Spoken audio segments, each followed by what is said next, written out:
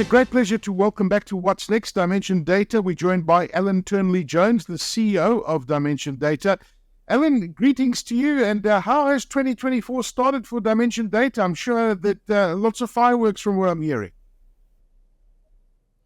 It's been a great start, and thank you very much for having me on the show today. It's been a busy start. I think that lots going on in the industry, lots going on with Dimension Data and our parent company. So an exciting quarter, an exciting year ahead for us.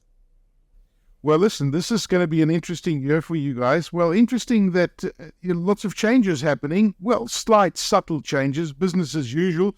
But with Dimension Data set to become NTT Data in 2024, what strategic advantages do you anticipate from this rebranding within the African and Middle Eastern markets, where we're seeing a lot of traction and a lot of development happening?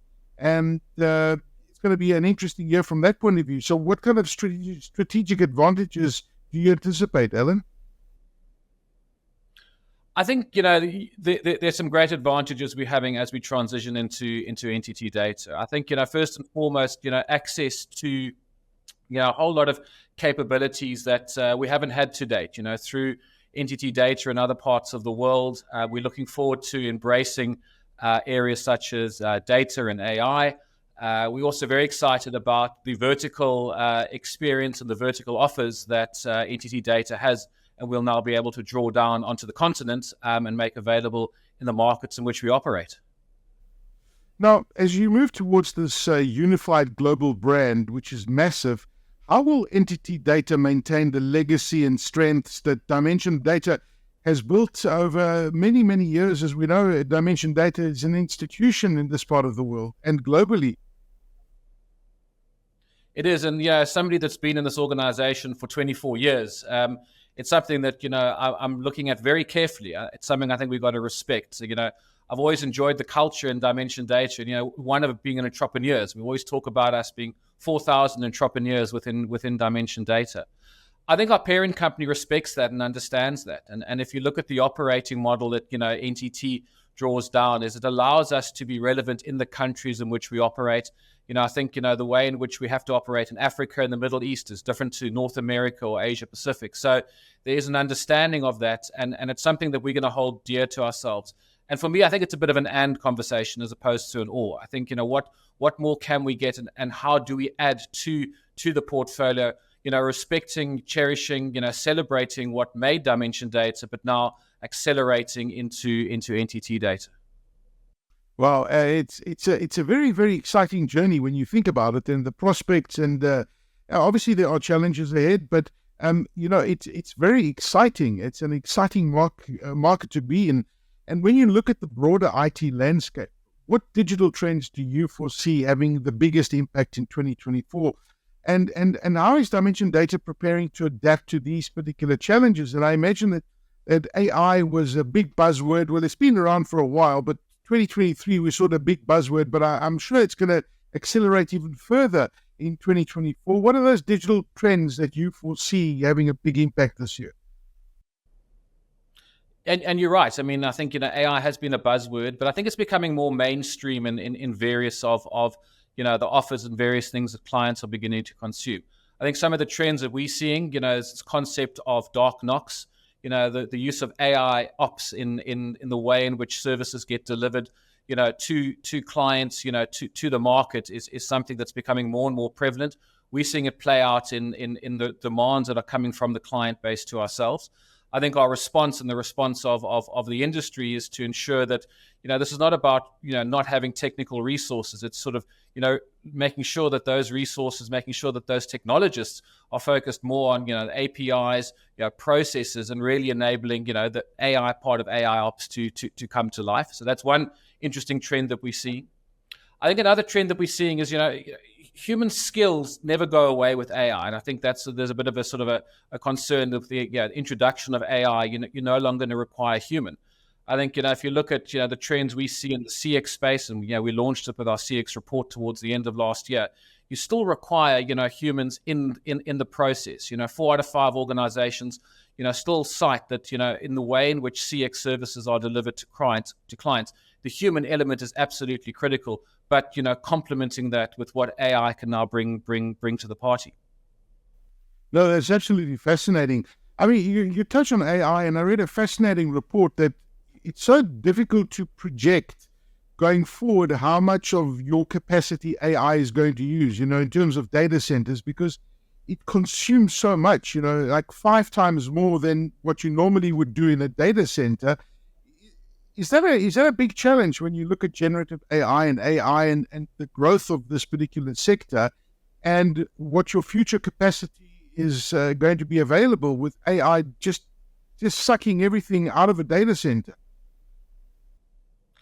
Absolutely. I mean, I think some of the trends that we see, a rack can use between 6 to 8 sort of kilowatts of power. That can ramp up to between 50 to 100 kilowatts. So absolutely, what the power consumption is going to be in data centers, and then the resulting impact to sustainability and ESG targets. It's something that's got to, is really, really coming to the fore. And I think how organizations are able to respond to that, certainly ourselves as data center players, is very interesting, because I think it's coming, it's not stopping.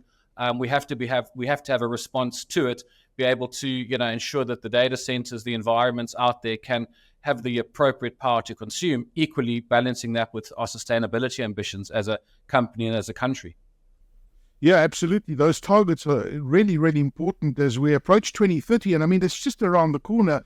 And so many organizations focusing on those particular targets, those ESG targets for 2030. And I guess sustainability is like a core function of Dimension Data. And I know you've made tremendous strides in the last few years to make your data centers more sustainable, and they're consuming less and less energy. I mean, compare your data centers to a decade ago to what energy consumption they're using today. It's a substantial drop when you look at it. So well done to you and your team. Yeah, thank you. And look, it's a journey that we have to continue. As you say, as more and more, power consuming, sort of solutions come to market, we've got to continue that journey and be able to respond to it in appropriate ways. And I think, through our parent, there's some really interesting things that we're doing. NTT, through its R&D function, solar farms in space, looking at how we support our 80 data centers around the world. So it's a continuous journey that I think we're gonna challenge ourselves with for the foreseeable future. Yeah. Listen, we touched on what a big year it's going to be for Dimension Data. What are your goals for this year? What does Dimension Data hope to achieve in 2024? I think for us, as we're touching on sustainability, I think sustainability remains a key goal for us, not just in the way in which we do service our data centers, but I think more and more, being able to respond to our clients' needs and our clients' demands. So, we're spending a lot of time, ensuring that what we are taking to market, we're doing so in a sustainable way. And some very interesting solutions coming out in that regard. I think with what we're gaining from NTT Data, a lot of this vertical expertise and the vertical offers, and we talk about these digital assets that we have as an organization, our ability to sort of draw those down and I guess re-gear some of the Dimension Data and soon to be NTT Data teams in this region to be able to take new solutions and new offers to market. And, very much from a vertical perspective, I think, we've historically been known as quite a horizontal system integrator. NTT Data gives us a real competitive edge that we haven't had in the past. Alan, it's an interesting market that you guys are focusing on, although it's global. But, you look at the Middle Eastern market and the African market, it appears that these markets are very robust and there's tremendous growth happening. Is that what you're seeing? Can you talk on that growth that you're seeing in the African market and the Middle Eastern market? Absolutely. I mean, I was fortunate. I was actually in the Middle East last week visiting our teams in Saudi Arabia and the UAE. And, talking to our clients, our partners, and our staff there, the markets are growing. And I think, we have a great opportunity both in the Middle East and on the African continent to be able to respond to that. I think in some other markets around the world that perhaps aren't seeing as aggressive growth rates of ours, we are fortunate.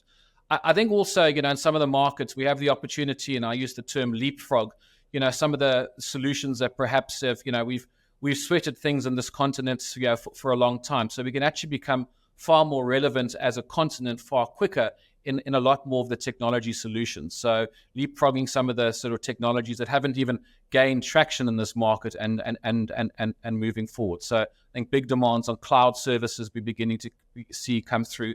I think the advent of managed services, I think, Africa as a continent has got some wonderful talents. And I think, that talent is now in demand, and clients are certainly feeling that pinch as our providers like ourselves. So, more platform delivered services, more predictable outcome type services are really coming to the fore.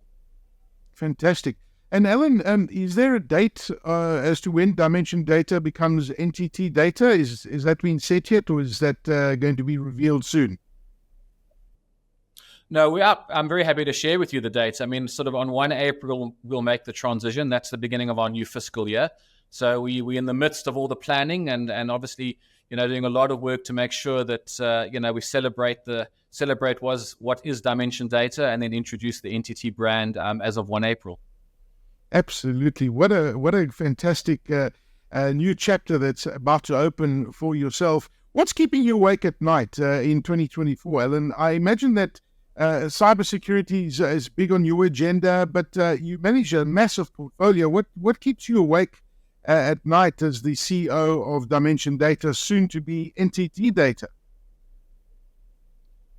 Yeah, I mean, I think you're right. Cybersecurity is top of mind, and I think the continent, to the earlier point, has become a target, from a cybersecurity perspective. So I think both ourselves and with our clients, figuring out how we respond to that and how we can offer solutions. I think technical talent remains a challenge. I think the sort of the war on talent that's been spoken about and in specific areas.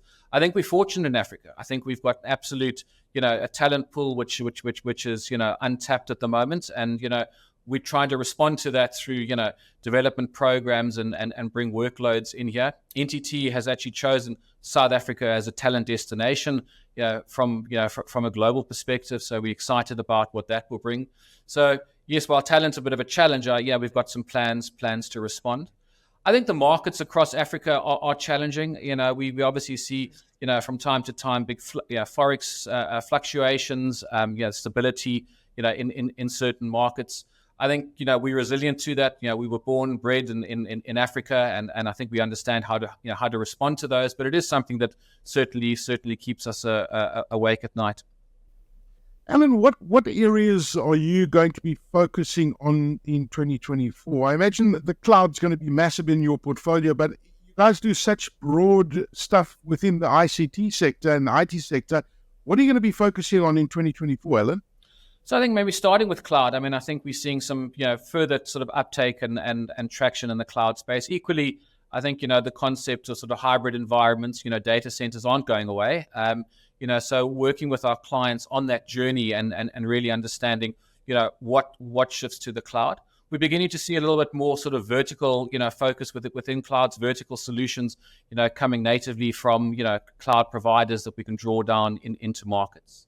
I think the other areas that we're seeing really uptake is around IoT, and the convergence of IT and OT solutions in our client space. That brings about a whole host of new cybersecurity challenges. OT environments have traditionally been quite ring-fenced and not integrated into IT, but the demands of IoT devices and the data that they bring is necessitating a large focus on ensuring how you bring these together safely and ensure that the environments, largely manufacturing environments in many parts of this country, remain protected as we go through that journey. I think new things on the horizon, sort of optical networking, early days. I think our parent company doing a lot of work in that area. And if we think about we spoke about sort of the growth in power consumption. I think the growth in data and what's going to traverse our networks is necessitating us to consider 2030 and beyond the environments that we've got. So I think there's a here and now focus, but also ensuring that we're planning for the future. Oh, fascinating insights. Always good to chat to you, Alan. Thank you very much for joining us. Alan Turnley-Jones, CEO of Dimension Data. On 1 April, you will be known as the CEO of NTT Data. Alan, thank you for your insights and thank you for joining us on What's Next. Okay, thank you for your time today.